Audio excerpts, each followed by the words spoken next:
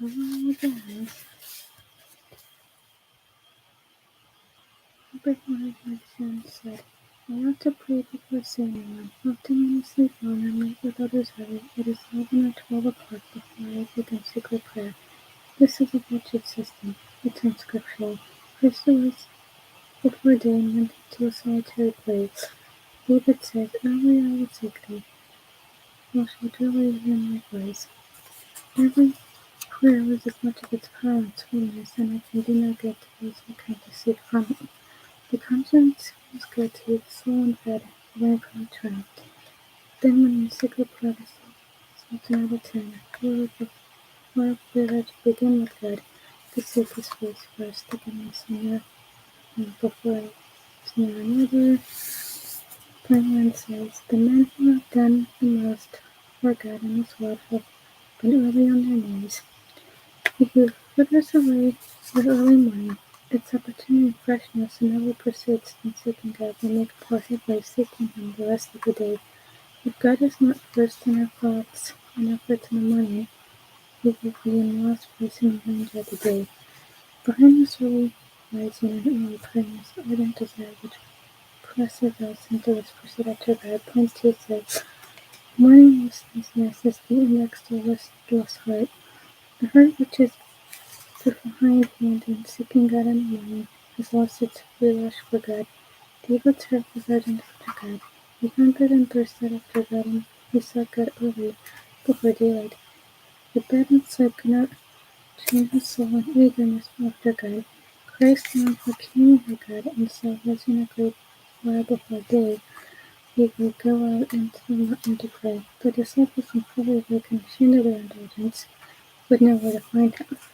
He might go where the rest of men have mortally impressed the world for God, and we would find him early after God. A desire for God which cannot break the chains of sleep is a weak thing and will do little good for God after it has indulged itself fully. The desire for God that keeps the world behind the devil in its water, the beginning of the day will never catch up. It is not simply the getting up that puts men to the front and makes them Captain Generals in God's house, but it is the ardent desire which stirs and breaks itself into an chains. Part 3 says, but the getting up gives strength, increase, and strength to the desire. If they had lain in bed and indulged themselves, the desire would have been quenched. The desire aroused them and put them in a stretch for God. In this heated and acting all that they crave is expressed by God, and gives to our hearts the sweetest and fullness of revelation of God. In the strength of faith and fullness of revelation made them saints by eminence, and the halo of their sainthood has come down to us, and we have entered in enjoyment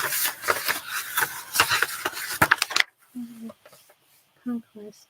But they take our fill in enjoyment, and not in productions. We build their tombs and write their epitaphs, but are not careful to follow their examples. We need a generation of preachers who seek God and seek him earnestly, who give the freshness and dew of effort to God, and secure in return the freshness and fullness of his power, that he may be as the dew to them, full of gladness and strength. Through all the heat and labor of the day, Point 4 says, our laziness after God is a crying sin. The children of this world are far wiser than we. Point 5 says, we are out early and late.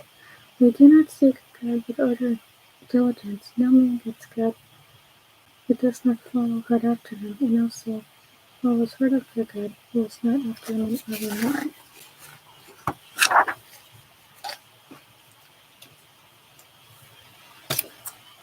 Richard Cecil says, there is a manifest want of spiritual influence in the ministry of the present day.